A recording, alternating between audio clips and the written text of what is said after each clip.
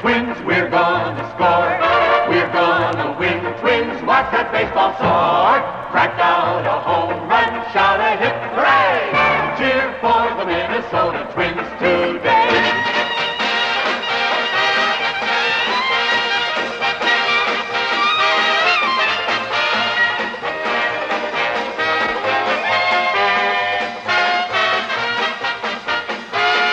Welcome to Aimless TV. I'm your host, Richard A. Claddy. Tonight I have a special guest, Bob Showers. Bob, welcome to the show. Hey, Richard. Thanks for having me. Oh, great. Now, I understand you've written a book, The Twins at the Met. Bob, how did this book come together?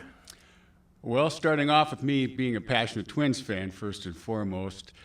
Prior to this, I had done a book on history of North Stars hockey. Right. Big fan of North Stars hockey as well. Wanted to preserve the memories of North Stars hockey after that team had moved away. Went with a publishing company in Edina that deals with first-time authors, kind of teaches them the book-building business. I had never done a book before, that North Stars book. Learned a lot about the book-building business, had a real good time doing that, worked with Beavers Pond Press out of Edina, and a wonderful mentor, Milt Adams, who kind of taught me the process of putting a book together.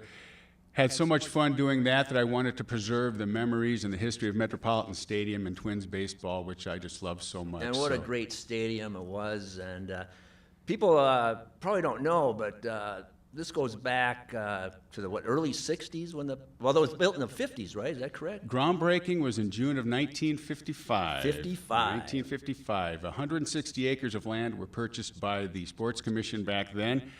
It was primarily farmland owned by a family named the Gerhardts, who grew onions and asparagus. So, well, it was great. The picture of the breaking the ground and the construction.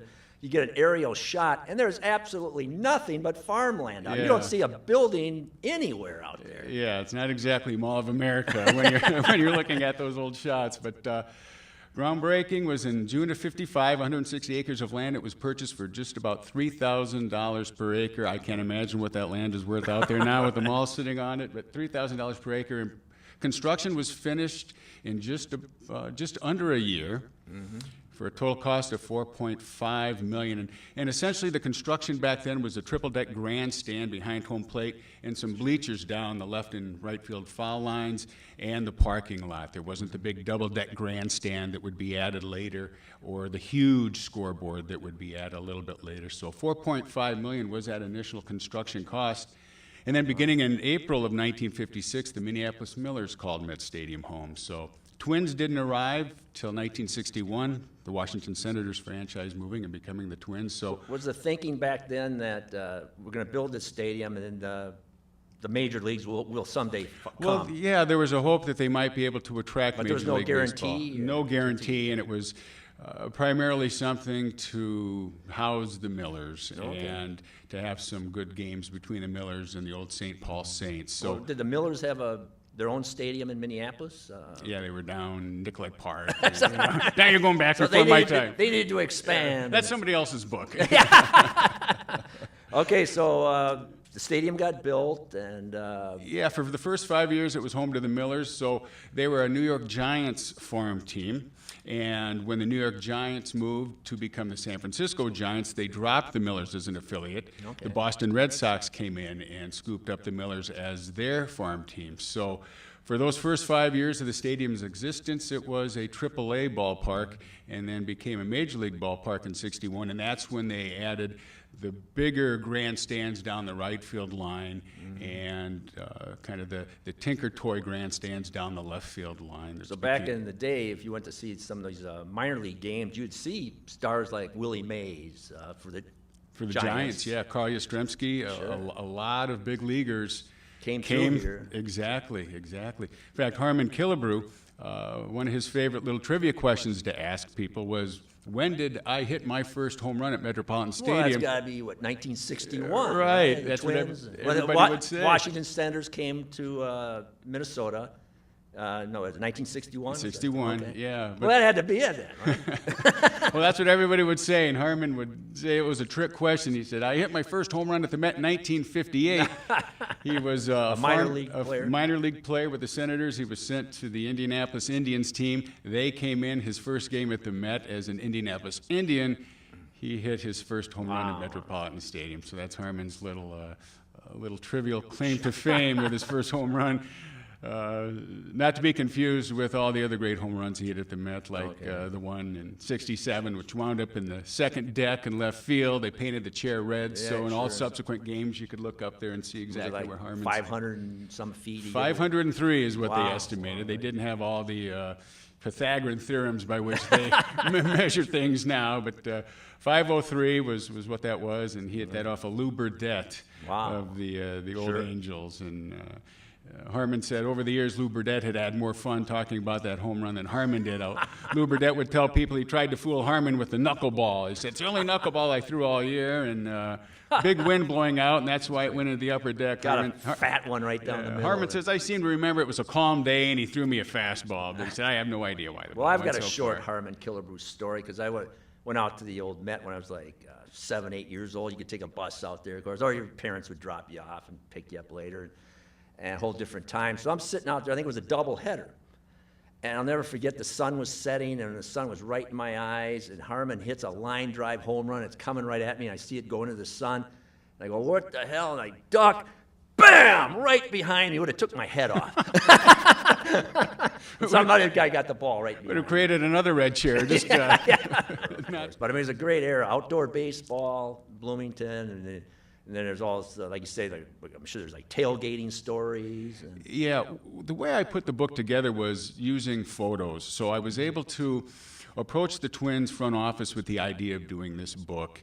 And I knew I wanted it to be a photo-driven book. I love old photos and the power that photos have to evoke memories. So I went to Dave St. Peter, the president of the Twins. I had just done the North Stars book, and so Dave was familiar with the kind of product that I was going to produce. And I didn't ask the Twins to finance it. I financed the books completely myself as an independent author, like I said, with Beaver's Pond Press. And I told Dave that I would finance the book, but what I needed from the Twins was access to their photo files and help in setting up my interviews with the gentlemen who I wanted to, comment in the book. Harmon Killebrew, Rod Carew, Frank Quillisi, Tony O, a lot of the guys synonymous with Metropolitan Stadium, Burt Blyleven.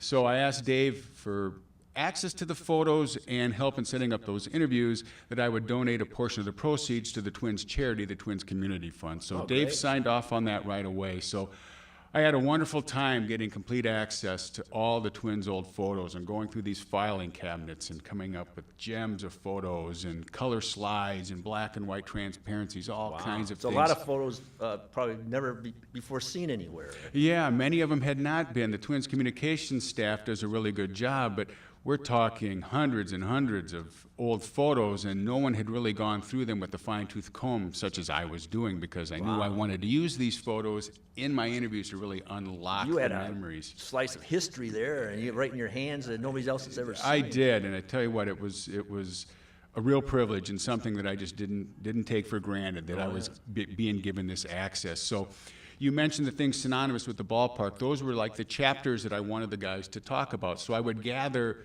photos from rain and weather-related stories and have the guys look at those and give me their, I know they get some tornado scares and everybody head down to the basement or whatever. Yeah, well, Jim Cott talked about that. You talk about a tornado. It was in 1969. He'd mentioned how the sirens went off. They were having a night game, so they couldn't see any black clouds rolling in, and there wasn't the radar like there is today. All of a sudden, in the middle of the game, the Bloomington sirens go off, and those light poles out in right field that were on those high poles, they said the light poles are swaying back and forth opposite each other. So they were talking about just the scary nature of some of those games, sitting out there on the edge of the river bluff in Bloomington like that was. So it was funny to hear weather-related stories when they were prompted by these photos I have of the grounds crew fighting to pull the tarp onto the field, fighting the wind and things like that. Burt Blyleven told a story from the summer of '76. That was the year that the Twins traded Burt to the Texas Rangers in exchange for, most notably, Roy Smalley and Mike Cubbage. About 2 weeks after that trade, the Rangers are coming back to play the Twins at the Mets. So now Burt, after all of his years of being a Twin, now he's back at Metropolitan Stadium as a member of the Rangers. And he said one of the games hadn't started yet because there was a rain delay. So he said, I was sitting in the dugout on the visitor side now, on the third base side, with my Rangers teammates when he had an idea for a prank. No. He knew the number of the phone extension in the Twins dugout, the phone that the manager would use to call the bullpen or call up to the clubhouse. So Bert said he dialed the phone into the Twins dugout, and when somebody answered, he pretended to be the crew chief of the umpires that night, Lou DeMuro. And he said, "This is Lou DeMuro. The game's been postponed." And then he hung up. Bert says, me and my Texas teammates just started laughing because we saw all the Twins players gather up their equipment and start heading out and clearing out of the dugout, and the bat boys picking up the pine tar and the donuts and everything and clearing out. Sure. And so that was his way of pranking his former teammates by having them go up into the locker room thinking the game was postponed. And Bert said he found out later that in the locker room, as the guys were getting out of the uniforms and getting showered and cleaned up, ready to go home, thinking the game had been postponed, Gene Mauch, the Twins manager at the time, came out of his manager's room, and Bert says Gene Mauch knew better. Gene Mauch knew that call wouldn't go to the dugout. That call would have been placed to the manager, and he said Gene Mauch really gave his players a hard time, saying, "That wasn't Lou DeMuro, that was Bly-Levin. Now get your uniforms back on and get out there." So, Well, Mauch was from the old school, too. He was a I'm sure he used some colorful language. Yeah. I think Bert said there was a few, maybe a few expletives that had to get let out of that story. But rain stories. The other thing that was very synonymous with Metropolitan Stadium was the parking lot. It wasn't just a parking lot. It was a scene of a lot of fun and tailgating and campers weekend, when they would set aside a weekend, usually after the All-Star game in late July or August, and invite people from all over the upper Midwest And that was really huge. come on down, and they would have just thousands of campers out there in that kind of southeast corner of the parking lot. It just turned into a small city of campers, and after the games on Friday nights, they would bring out a movie screen and have movies. Sure. They would have dances and things like that to entertain all the folks that had driven from Wisconsin or the Iowa, the Dakotas, Canada, to come down and take part in that. And so it was fun to hear guys talk about being a part of that as well. Jim Cott said that he would rent his own Winnebago and like to go out and be a part of the campers out there. And the players were they'd come out and socialize. You get their autographs. It was such a family atmosphere. And Frank Quillisi was talking about Campers Weekend and why it came to a very quiet demise without any fanfare. Why would that happen? I mean, it was such a big event.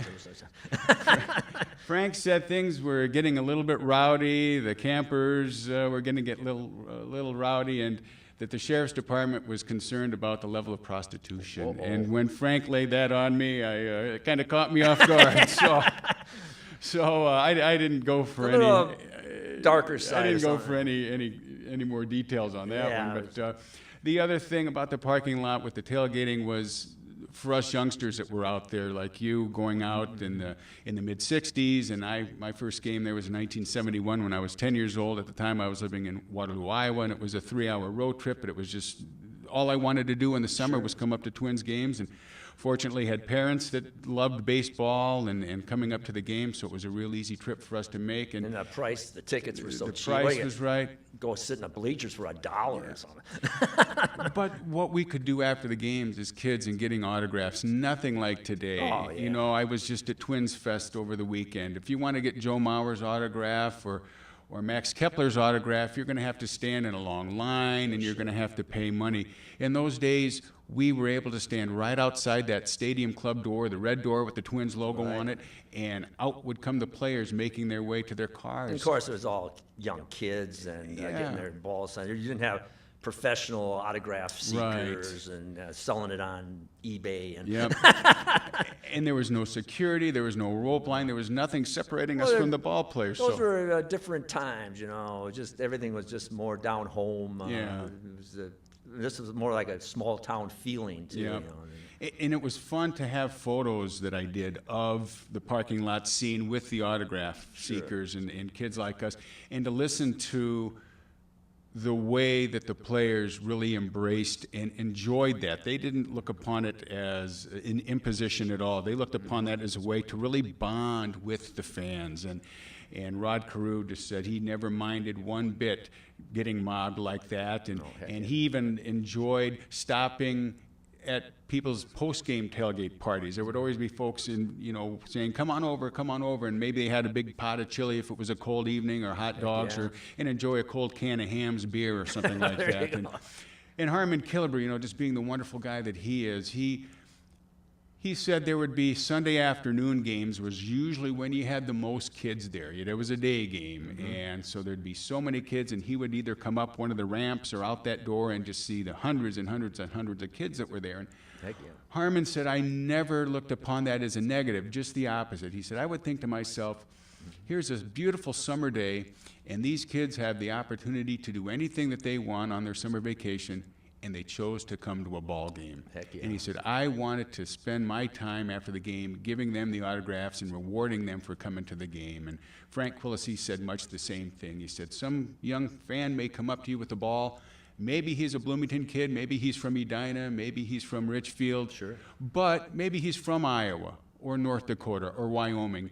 You want to make sure that they're going home with the best positive memory that they can have. So those guys just love connecting with the fans, and those old ball players, Tony, all those guys are still that way today when you run into them on I the think street. Tony Oliva still lives in Twin Cities area here. Yeah, When he retired, his career was cut short because of bad knees. I know that. Yeah. I mean, we're talking a superstar. This guy, if he would have had two strong knees, he would have been breaking records left and right. You'd be hearing Tony Oliva's stories, but once his knees went out, I think he went to the front office. Was he a scout for a while, batting coach too, I believe? He was a hitting coach for a lot of years in the 70s when Gene Mauch was manager, and when Gene Mauch left, Billy Gardner, Johnny Gorel, they all kept Tony O there because he was just such a genius when it came to hitting. And then, of course, we see had the ball, hit the ball.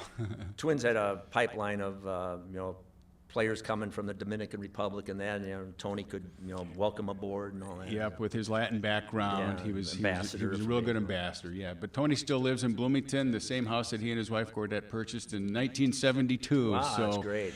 Yeah. I remember seeing him after Twins games. When he was batting coach. I think I saw him with Ray Miller and his staff at one of the bars downtown on Hennepin there. And, yeah. I think it was the old Saturday Night Live place they had down there. But anyway. Jukebox Saturday Night. Jukebox Saturday Night. Anyway, I want to repeat my special guest tonight here is Bob Showers. He has written a book, The Twins at the Met. And not only the Twins, though. We're going to talk a little bit about some other special events that happened here. So once again, Bob Showers, written a book about the Twins at the old Met baseball stadium. Yes, there was an old Met baseball stadium where, Mall of America is right now, That's right? right. The home plate is still there by the SpongeBob roller coaster. And they've got, we talked about Harmon's long home run. They've got a chair. It's up, the log ride is in that area. They've got a chair up there kind of commemorating the red chair where Harmon's long home run went. So once again now, you can find this book on Amazon? Amazon, Itascabooks.com is my publisher's distributor, so it's out there, yeah. Okay. Well, great. Let's talk a little bit about some of the other events. Like I know you have some really behind-the-scenes shots of the Beatles. Yes, the Beatles played the old Met. What year was that? They were out there in 1965. 65 was the big year for them. At the All-Star Game was out there in July of 65. The Beatles played out there on August 21st of 65. And then, of course, the Twins were able to get into the World Series in October. So 65 was the big year out there. But the Beatles were out there on a Saturday night, October 21st, 1965. And they never did have an official attendance because somewhere along the ways, a lot of the ticket stubs disappeared. Where are those ticket stubs today? Must have been somebody's prehistoric version of eBay. I don't know, how somebody made any money off those stubs. So they stole like 25,000 ticket stubs? So the crowd has been estimated between 25 or 30,000, depending on what source that you dig into and look at. But I know you got a great shot of them. They were, around the pitching mound or something, the stage, but there's nobody allowed on the field. No one was allowed on the field. So unlike the concerts at Target Field that they have now, where there's all kinds of seating down right in front of the stage, nobody allowed on the field for that one. The stage was set up just behind second base and short center field, so that's where they were. And there were about 4 or 5 warm-up acts that kick the show off because the Beatles set list and their performance was only 35 minutes. So, it's hard to believe. They whipped through about 10 songs in 35 minutes. And you never heard a word. Yeah, which led to the Beatles leaving the road. This was the second to the last American tour they did. They did another tour in the summer of '66. But what was interesting about their stop at Metropolitan Stadium was they spent a little more time there than they had planned. They had played the night before in Chicago, so they arrived in the Twin Cities out at what used to be the Humphrey Terminal. They arrived out there at about 11 o'clock Saturday morning, the day of the show, and the Beatles' manager, Brian Epstein, had heard that the hotel downtown where they were going to stay, the Leamington, at that point, late Saturday morning, was already swarmed with fans hoping to get a glimpse of the band. Thousands of teenage girls coming in, young girls. So when Brian Epstein saw the close proximity of Met Stadium to the airport, just decided he wasn't even going to try to get the band into that hotel early afternoon and back out and fight that throng of people. He was just going to send them straight over to the Met. We're talking about Beatlemania. If people didn't live through that era, if you haven't seen the documentary, there was a great documentary out just last year about just the madness around Beatlemania. You can't imagine what happened when the Beatles would come rolling into town. Yeah. So they decided to send him over to the Met. Of course, the Twins were on the road, but the Twins had an equipment manager named Ray Crump who did not travel with the team. So on this particular Saturday morning, he was doing his normal chores in the Twins' locker room, and he got the call saying, the Beatles are going to come over for the 8 hours before they go on stage. Surprise, surprise. Where can they stay for that period of time? And Ray said, normally the Twins' locker room was off limits to everyone but the team. But Ray said since the Twins' locker room was a little bit nicer than the visitors' locker room, he'd make an exception and let the band stay there. And so the response that he got was, great, we're sending them over.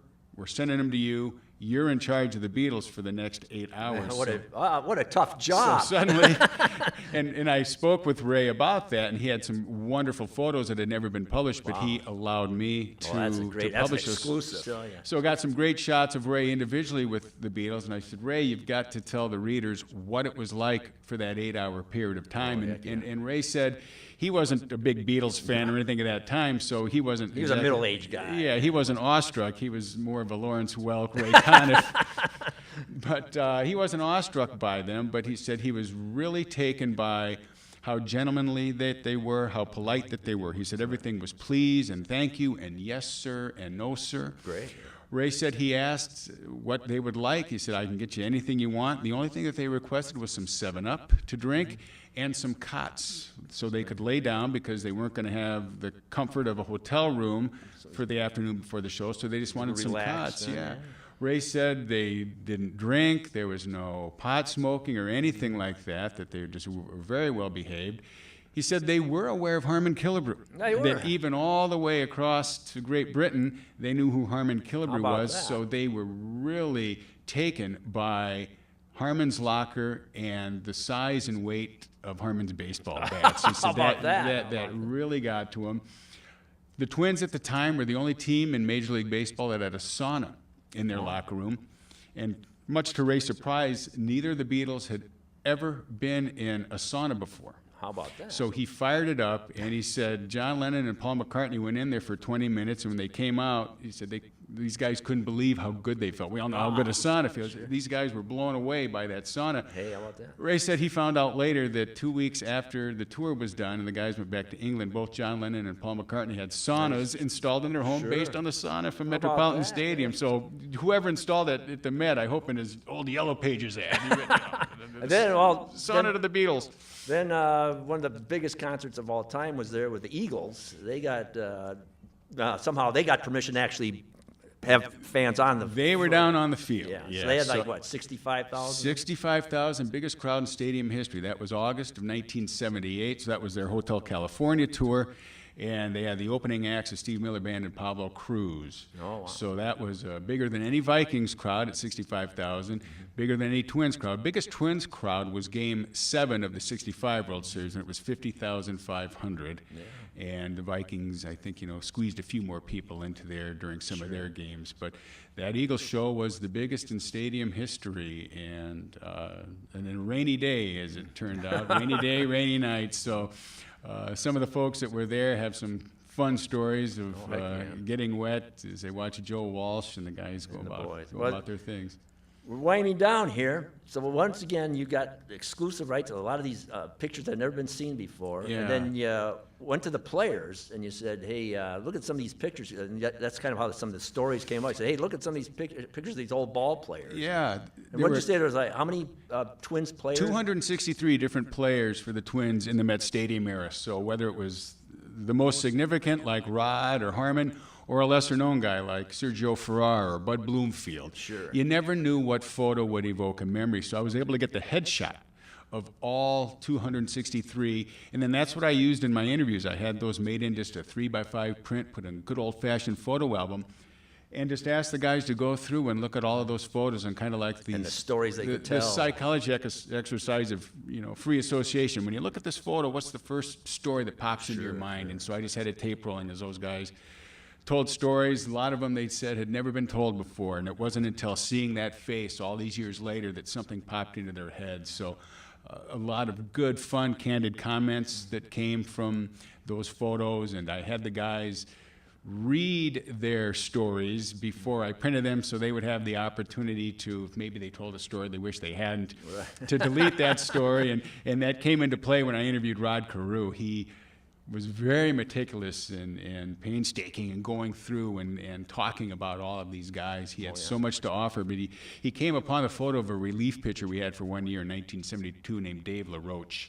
Okay. And Rod gets to this photo and he kind of pauses and this sour look comes over his face and he says, Dave LaRoche, and he shakes his head. He said, I've never told this story before, but I got in a fight with Dave LaRoche in the locker room out in Oakland one day. So I sit back in my chair and I'm thinking, I'm going to get a never told locker room fight story with Rod Carew. This will be great. Rod goes on to say, Dave LaRoche was the most negative teammate I had in all my years of baseball. He said, the guy never stopped complaining. He said, we were out in Oakland on a road trip. We'd been on a little losing streak, so we had a players-only meeting, and whenever one of our guys stood up to make a point, LaRoche would cut him off. Wow. Rod said it went on and on and on and on. Finally, I couldn't take it anymore. It blew. He said, Rod said, I said to LaRoche, Dave, are you going to let the guys talk or not? And LaRoche looked at me and said, no, I'm not. What are you going to do about it? Rod said, I challenged him to a fight. He said, in the back of the locker room in Oakland, there was a walk-in closet. Really? I said, Dave, let's go in and let's settle this thing, you and me. So Rod said, I let LaRoche walk in, and then I slammed the door shut, turned the light off, and just started wailing away on him. So now I'm thinking, not such a neat story after all. It's kind of inflammatory toward LaRoche, and it doesn't make Rod look real good either. So I didn't get excited that would be in the book, because I figured when the time came, Rod would want me to hold that back. But I had a chance to see him a few weeks later and present him the interview. And he lives out in Southern California, and I said, Rod, just take this back and read through this, and you let me know if there's anything you want me to hold back, and I promise I'll delete that from consideration.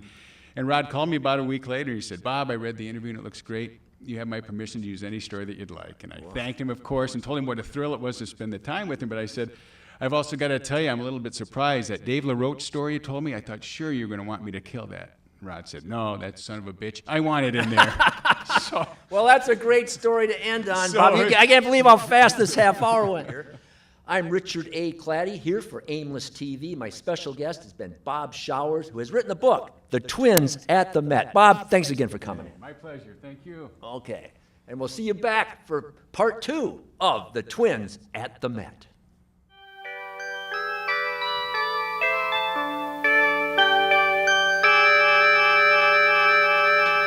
When the Senators stopped playing ball, the Twin Cities got the call. Minnesota joined the American League.